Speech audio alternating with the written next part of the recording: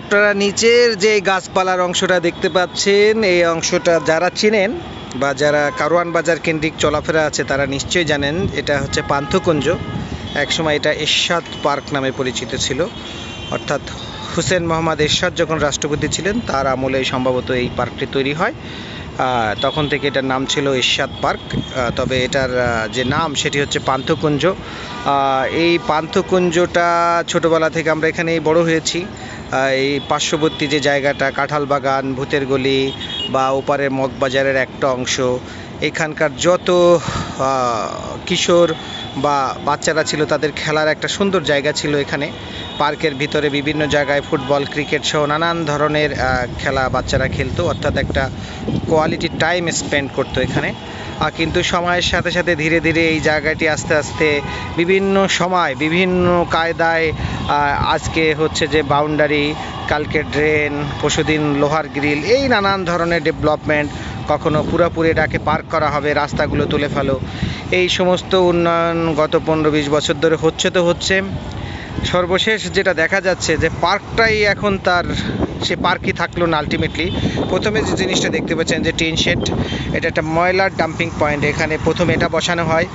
এখন শোনা যাচ্ছে বা দেখতে পাচ্ছেন আপনারা ভিডিওতে যে এখান থেকে এলিভেটেড এক্সপ্রেসওয়ের একটা অংশ যাওয়ার কারণে নিচের গাছপালাগুলো কেটে একেবারে পরিষ্কার করে ফেলা হয়েছে, এই যে দেখতে পাচ্ছেন। ফলে পার্কটা আসলে আর পার্কই থাকছে না।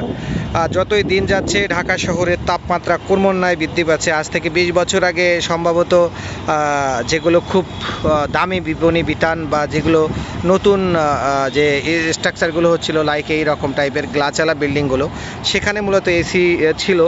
বেশিরভাগ বাসা বাড়িতে কিন্তু এসির ব্যবহার ওইভাবে ছিল না, কিন্তু এখন দেখা যাচ্ছে যে অ্যাবিলিটি থাকুক বা না থাকুক এসির ব্যবহার কিন্তু করা প্রয়োজনই হচ্ছে, এটা প্রয়োজন হয়ে দাঁড়িয়েছে। কারণ এত বেশি টেম্পারেচার হাই হয়েছে যে এসি ছাড়া এখন আসলে ঘুমানোটা কঠিন।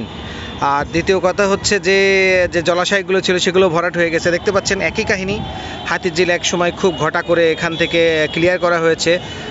যারা এই এলাকা চেনেন, ঠিক সামনের যে জায়গাটি দেখতে পাচ্ছেন এইখানে কিন্তু বিজিএমের একটা বড় বিল্ডিং ছিল, সেই বিজিএমের বিল্ডিংটা কিন্তু ভেঙে ফেলা হয়েছিল, কারণ এখান থেকে যে পানি, সেই পানি চলাচল বিঘ্নিত হবে বলে।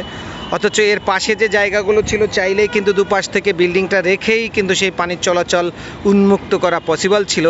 কিন্তু আমরা দেখতে পাচ্ছি যে কারণে আসলে বিজিএমের বিল্ডিংটা ভেঙে ফেলা হলো, সেখান থেকে কিন্তু এখন বিআরটিএ প্রকল্পের জন্য যে রাস্তা নিয়ে যাওয়া হচ্ছে। দেখতে পাচ্ছেন যে যে লেক আছে সেই লেকটি কিছুটা ভরাট করা হয়েছে, ভরাট করে সেখান থেকে মূলত এই রাস্তাটা নেওয়া হবে। সেখানে অনেক জায়গা কাজের যে দৃশ্যমান সেটাও এখন আমরা দেখতে পাচ্ছি হয়েছে।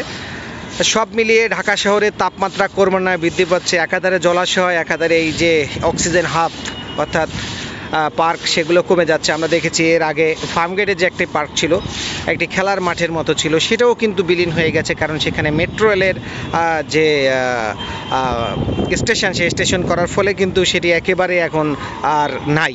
ফলে হচ্ছে এইভাবে যদি খেলার মাঠ, যদি বনায়ন এবং জলাশয় কমতে থাকে, হয়তো ধীরে ধীরে ঢাকা শহরের তাপমাত্রা ঠিক আরও কতটা বাড়বে, আরও কতটা অসহনীয়